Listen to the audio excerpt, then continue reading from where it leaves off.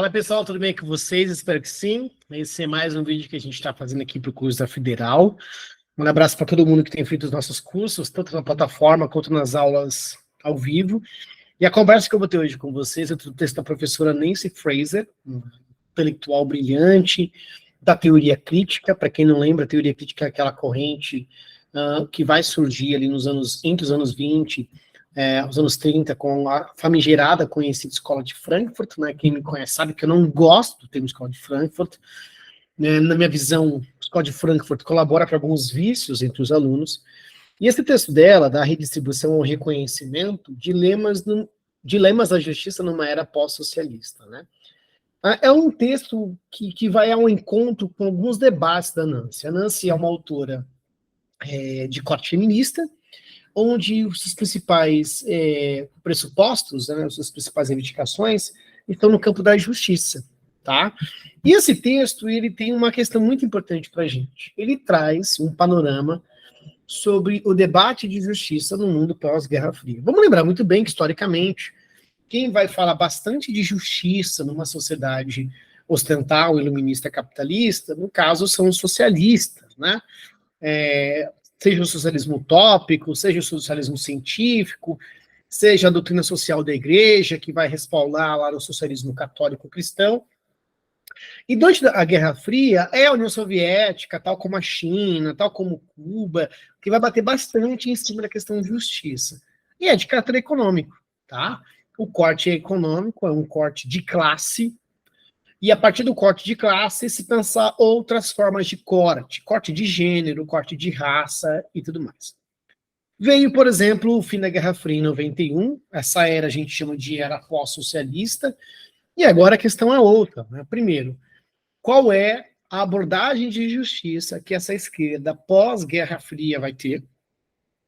E se é possível, nesse recorte pós-Guerra Fria, abordar uma relação entre justiça que reconheça e redistribua pautas para minorias de gênero e de raça. Quando eu falo sobre reconhecimento, a ideia de falar assim, puxa, é legítima essa inquietação.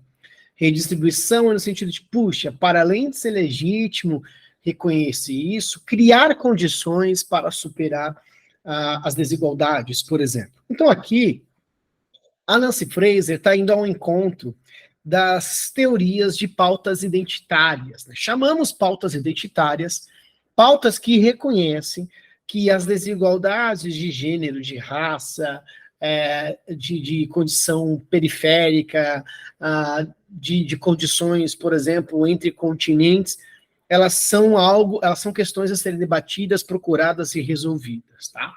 Algumas pessoas do campo mais à esquerda vai criticar a esquerda priorizar pautas identitárias. Vai dizer, não, as pautas identitárias nos separam. Quem vai dizer bastante isso, inclusive, é alguns intelectuais e políticos que foram candidatos à presidência do Brasil recentemente. O próprio Ciro Gomes já deu essa declaração. Tá? E já outros vão dizer que, na verdade, não há uma pauta identitária que não seja atravessada por um corte de classe. Então, falar sobre a condição de pessoas pretas é falar sobre a condição operária de pessoas pretas, falar sobre a condição das mulheres, também é falar, sobretudo, da condição de classe das mulheres, e se forem mulheres pretas, opa, mais um corte ainda. Então, esse é um grande dilema. Como abordar a questão da justiça e abordar a questão do reconhecimento pós-Guerra Fria numa sociedade de mercado, né? Vamos lembrar, inclusive, que o próprio capitalismo, ele cria condições de se apropriar dessas lutas e dar um sentido mercadológico, negando a questão de classe. Por exemplo, uma empresa X, né, uma empresa do mundo dos negócios, de magazine, que seja, ela vai lá e no mês da visibilidade LGBTQIAP+, ela faz uma série de campanhas, mas essa mesma empresa, ela vai ter poucas pessoas LGBTQIAP+, em sedes de liderança, e essa mesma empresa, por exemplo, ela apoia candidatos que têm pautas que cortam o direito dos trabalhadores, ou senão uma empresa vai lá e no mês da consciência negra, ela faz várias campanhas, ela combate o racismo e etc., mas ela perpetua desigualdades econômicas, ela cada vez mais ela é favorável à pejotização, ou uma empresa que vai lá e no mês das mulheres, ou no dia das mães, sei lá, traz Simone de Beauvoir como citação, mas é uma empresa do mercado de trabalho, ou de rentismo, como foi o caso da XP recentemente. XP é uma agência de investimentos rentista, tá? Que no mês da mulher, salvo eu estou equivocado, pegou uma citação da Simone de Beauvoir, e aí foi lá e colocou, daí a galera que dialoga com a XP e é contra a pauta identitária, começou a mandar um monte de mensagem para o dono da XP, dizendo, você sabia quem foi Simone de Beauvoir e etc. Pois bem, o capitalismo ele se apropria dessas pautas, e aí para Nancy, o grande dilema é como que esses debates, além de não serem apropriados, não percam o sentido de ser esquerda, o sentido de justiça. Tá? Então, esse é o primeiro ponto que eu queria conversar com vocês aqui. E, obviamente, que eu vou estar fazendo algumas leituras a partir do texto, sempre gosto de fazer isso com vocês. Bom, a primeira questão, ela vai dizer que tem duas maneiras da gente reconhecer injustiça. Então, percebe que justiça é o carro-chefe, né? A gente pode perceber injustiça por questões de caráter econômico, com justiça de classe, e a segunda de caráter simbólico cultural, né? É o que acontece, por exemplo, em muitos lugares mais periféricos ou mais marginalizados, tudo bem? E reconhecimento e a ideia de que existe injustiças é pensar quais remédios a gente pode lutar contra essas formas de injustiça. Um remédio em que a gente reconheça em que de fato existem questões não legais acontecendo ali, ou que a gente vise a redistribuição, para que, por exemplo, a gente precisa não só reconhecer, mas de uma vez por todas, quase como solver esses problemas, tá? Então aí ela quer fazer um debate sobre qual é a relação entre reconhecer algo e não só reconhecer, mas pontuar a desigualdade em cima desse algo. Então o dilema é praticamente esse. Quando ela fala disso, por exemplo, ela vai dizer que é muito difícil a gente colocar em campos diferentes. Então ela vai dizer que, olha, a partir de agora eu vou usar a dicotomia ou o dilema redistribuição-reconhecimento, tá? Ou seja, levar a uma questão de, olha, aqui é um problema e ao mesmo tempo vamos resolver esse problema. Então não é só separar, é colocar em um mesmo bojo. E ela vai dizer que tem algumas categorias, alguns recortes, alguns marcadores que são bivalentes, né? Ela chama de paradigmas coletivos bivalentes. Como assim, o que é um paradigma, né? Paradigma nada mais é do que quase semelhante a uma ideia de uma contradição, mas é quando a gente tem dois problemas, que são problemas de fato verdadeiro, ou duas hipóteses, que são hipóteses de fato que estão acontecendo, e essas duas hipóteses, elas parecem que se chocam, mas não se chocam, elas acontecem em simultâneo. Exemplo, o paradigma científico. Tem um cara chamado Thomas Kuhn, que ele vai dizer que toda vez que a ciência ela está paralisada, ela está estagnada, ela dá um salto. Paradigma. Crise, salto, crise, salto, crise, salto. E depois do salto, a ciência para numa crise de novo. Então a ciência é feita por crise, salto, crise, salto, crise, salto, crise, salto. Paradigma. Né? São duas coisas que acontecem, são duas verdades que acontecem em simultâneo. Pois bem, ela vai dizer que essa condição gênero e raça é uma condição paradigmática, ou seja, existem, né? Estão acontecendo em simultaneamente, não se negam, e são categorias para pensar essa sociedade pós-Guerra Fria, né? Ou pós-1991, ou pós, alguns chamam de fim da União Soviética, embora oficialmente a gente não tenha um fim de União Soviética, porque tem autores que vão dizer, pera lá, a gente não teve um fim oficialmente de União Soviética, então não é correto falar Guerra Fria, mas isso é um debate que o pessoal da história vai ter, e eu não quero ter esse debate agora com vocês. E por que é bivalente? É bivalente não só por isso, mas entender que essas categorias, elas não se anulam. A categoria gênero não pode anular a categoria raça e vice-versa.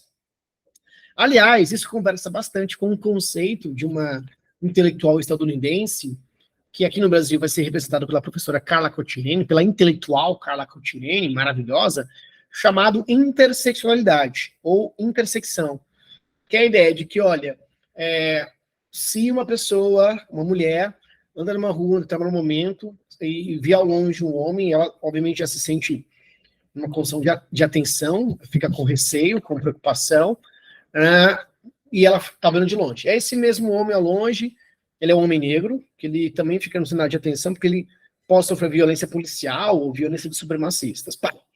Então, e ele olha e vê uma mulher, então ele sabe que aquela mulher tem um dilema da vida dela, que é a questão do desconforto e do medo de ter aquele homem ali.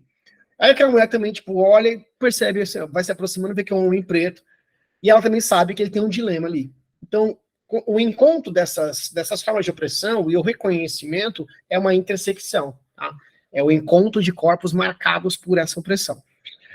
E aí, quando ela fala disso, voltando aqui para Nancy Fraser, ela vai dizer, olha, de um modo muito semelhante à classe, a injustiça de gênero exige a transformação da economia política para que se elimine a estruturação de gênero dessa. É preciso abolir a divisão do trabalho segundo gênero. Vamos lembrar por quê, né?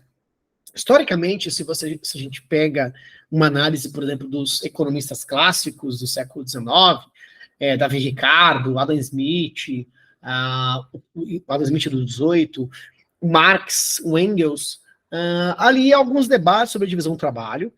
E no mundo capitalista, sobretudo entre a primeira para a segunda fase da Revolução Industrial, essas divisões do trabalho elas ficam mais aguçadas nas questões de gênero, né? Tem um texto do Engels muito conhecido, que é a origem da família e do trabalho e da propriedade privada, né?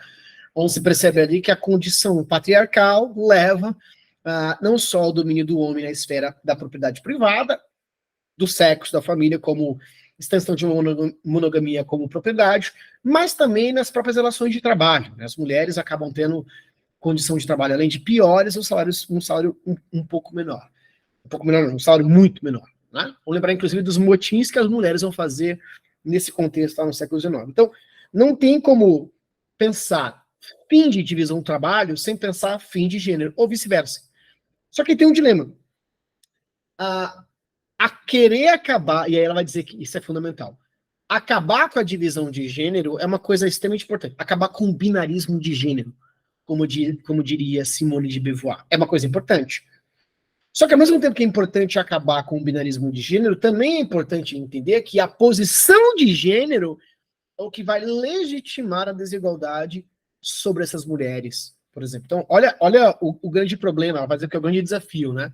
Trabalhar com o fim do binarismo, mas ao mesmo tempo reconhecer que a especificidade, gênero mulher, é uma condição que coloca ela numa posição subalterna. Olha que grande dilema que isso é. A mesma coisa na questão racial, né? Acabar com o binarismo racial, pessoas brancas e pessoas não brancas, é extremamente importante. É um dilema que os movimentos de corte de raça vai ter. O movimento negro, por exemplo, né? Só que, ao mesmo tempo, reconhecer ou pensar que, exatamente por causa da diferença racial, pessoas pretas passam, e pessoas em alguns lugares, né, de origem asiática, ou pessoas de origem de povos originários, sofrem e são perpetradas, e são atravessadas por vários tipos de violência. Também é um dilema. Então, uma coisa é, a gente precisa acabar com esses espaços binários, mas, ao mesmo tempo, acabar com os binarismos, pensar o porquê que existe esse binarismo, porque a gente necessita de políticas favoráveis para mulheres e favorável para pessoas pretas, por exemplo, né? E aí, quando ela fala disso, ela fala assim, que é muito comum essas bivalências também serem bivalências na sua coletividade, né? E são bivalências na coletividade e também enseja uma questão de caráter político, ou seja, gênero é político, raça é político, tá? Tanto que ela vai destacar, no caso aqui de gênero, um campo chamado androcentrismo, né? Androcentrismo é aquela prática que a gente tem de colocar a experiência do homem, gênero homem, como uma experiência universal. Exemplo, dia dos professores, mas tem professores. Dia dos alunos, mas tem alunos. Você percebe? Estou universalizando a experiência total do mundo pela categoria homem. Isso se chama androcentrismo. Mas, além disso, o sexismo, né? E aí, essas condições levam a uma valorização e uma quantidade do privilégio da masculinidade, negando, por exemplo, qualquer tipo de condição das mulheres. Ela vai dizer que essa condição faz com que seja necessário a gente descentrar o androcentrismo. Traduzindo, descentrar o androcentrismo implica fragmentá-lo, né? Não só descentralizado, mas entender que toda a experiência humana, no Ocidente em especial, capitalista, é marcado pela condição masculina. E o descentramento é observar como que as experiências masculinas elas são projetadas nas individualidades femininas. A mesma coisa também acaba acontecendo na categoria raça, na questão da branquitude ou das políticas de branqueamento, né? Que também é uma categoria bivalente e coletiva. Uma questão muito importante, a gente tem que fazer um recorte aqui, a Nancy, ela faz uma menção ao Marx, né? Quando o Marx vai falar sobre infraestrutura e superestrutura, tá? Quando ele fala de infraestrutura, ele está falando de relações econômicas. Quando ele fala de superestrutura, ele está falando daquilo que não é econômico. Então ela vai dizer o seguinte, olha, tanto raça quanto gênero estruturam a divisão da sociedade capitalista.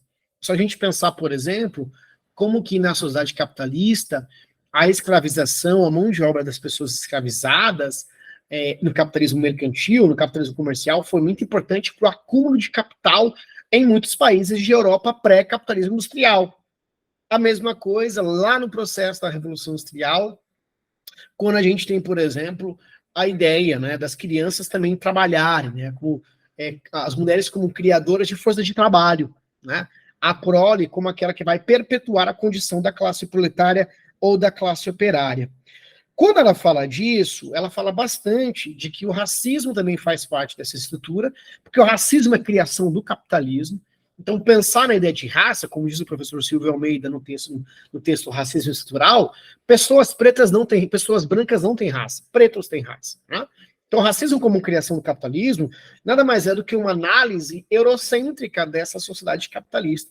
Por isso que mesmo que o capitalismo tente criar políticas entre aspas, né, racismo mata, precisamos acabar com o racismo, machismo mata, LGBTfobia mata, estas questões, se elas não existem no capitalismo, elas são aprofundadas no capitalismo. Tem autores, inclusive, como o professor Franz Fanon, um baita intelectual, que está na aula de vocês, ele vai dizer que o racismo é uma criação do capitalismo. E o Aimé Césaire, que é um intelectual gigantesco, como o intelectual do Franz Fanon, ele fala a Europa ela é indesculpável. Por quê? Porque ela criou a escravidão e ela também criou o racismo. Qual é a proposta da Nancy diante disso? Onde que ela quer chegar diante desse panorama final aqui nessa minha conversa com vocês? Ela vai dizer como que a gente pode corrigir por feio, né? Corrigir essas injustiças, né? Ou no caso ela vai chamar também de remédios, que no caso seria de afirmação e também de transformação. A afirmação é aquela que eu comentei agora há pouco para vocês, né? A questão básica de que, olha, precisamos acabar com os binarismos, mas ao mesmo tempo a gente precisa realçar os binarismos. Ela ilustra um exemplo que eu vou trabalhar aqui, ó. Para ilustrar a distinção, vamos considerar mais uma vez o caso da sexualidade desprezada. Remédios afirmativos para a homofobia e o heterossexismo são associados com a política de identidade gay, que visa a revalorizar a identidade gay e lésbicas. Remédios transformativos, em contrastes, são associados à política queer, que se propõe a desconstruir a dicotomia homoética. O que ele quer dizer aqui? Ele quer dizer o seguinte, olha, cara, quando a gente quer só afirmar, a gente vai lá e cria uma identidade específica, a gente rotula esse corpo. Identidade gay. Como se fosse permanente. E a gente sabe muito bem que os estudos de gênero, está aqui a professora Butler, Judith Butler, para nos abordar, para nos ensinar, gênero é uma categoria que ela não é permanente. Gênero ele pode ser fluido, conforme a professora Butler não ter chamado o problema de gênero. Então, quando eu falo identidade gay, quer dizer que esse corpo, né, esse reconhecimento, ele não pode, ao longo da sua existência, variar. E ela vai dizer, esse é um remédio afirmativo. Olha, em países homofóbicos, valorizar pessoas gays é legal, mas não é transformadora. Porque transformadora é dizer que Na verdade, os indivíduos eles podem ser o que eles quiserem ao longo da sua existência. E aí é uma questão transformativa. E aí entra o conceito queer, né, que dialoga bastante para as questões que eu converso agora sobre gênero com vocês. A mesma coisa nas questões de caráter racial, né, quando a gente pensa bastante sobre as posições econômicas que classes trabalhadoras tem numa sociedade capitalista reformista. E ela vai dizer uma coisa muito importante, né? Ela vai dizer, olha, remédios afirmativos não são socialistas. Remédios transformativos, sim, são associadas a uma análise socialista. E ela vai dizer novamente, né, como que é necessário, caminhando aqui para o nosso finalzinho de vídeo, uma tentativa de reconhecimento prático que vise, por exemplo, reconhecer algumas injustiças e como não só reduzir a desigualdade, mas caminhar para uma sociedade talvez mais igualitária, né? Ou equitativa, ou com mais equidade do que desigualdade. Equidade é tratar os diferentes de forma diferente, igualdade é tratar os diferentes de forma igual, né?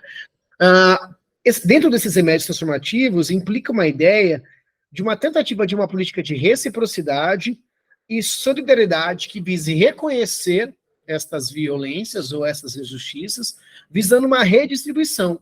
Um exemplo disso, políticas de cotas raciais, né? Ela vai dizer, olha, uma abordagem voltada a compensar injustiças de distribuição pode ajudar também a compensar algumas injustiças de reconhecimento. A redistribuição transformativa pressupõe uma concepção universalista de reconhecimento e igualdade de valor moral das pessoas. O que é uma proposta universalista? A ideia de universal, nas humanas, implica o encontro de todos, o encontro das diferenças, algo que existe antes, independente, e depois dos indivíduos. Então, uma política transformativa de um remédio transformativo de redistribuição implica pensar a sociedade de uma forma coletiva, como um corpo, mas em um corpo, cada órgão tem funções distintas, tá? E aí ela termina mais ou menos assim, ó. Tudo isso sugere um meio de reformular o dilema da redistribuição e reconhecimento. A pergunta que pode ficar é, no que diz respeito aos grupos submetidos aos dois tipos de injustiça, tipo uma mulher preta, uma pessoa lésbica preta, tá? Ou um homossexual preto, uma pessoa bissexual preta. Qual será a combinação de remédios que funciona melhor para minimizar, se não eliminar de vez as interferências mútuas que surgem quando se busca redistribuição e reconhecimento ao mesmo tempo? Ela deixa essa pergunta, ela deixa essa questão. Provavelmente a Federal do Paraná, ela pode abordar questões como dados estatísticos, ela pode abordar questões como a manutenção de políticas que visem aí uma solução dos problemas coletivos da sociedade. Mas percebe que essa pergunta da Fraser, perdão, é um convite à ideia de que as lutas, elas podem ser universais. A luta do racismo, aqui nos Estados Unidos, aqui na Europa, só que ela implica vicissitudes particulares, ou seja, ela implica aspectos regionais, peculiaridades do corpo em questão, da sociedade em questão e do período em questão. Tudo bem? Um beijo grande, nos vemos. Tchau, tchau, gente.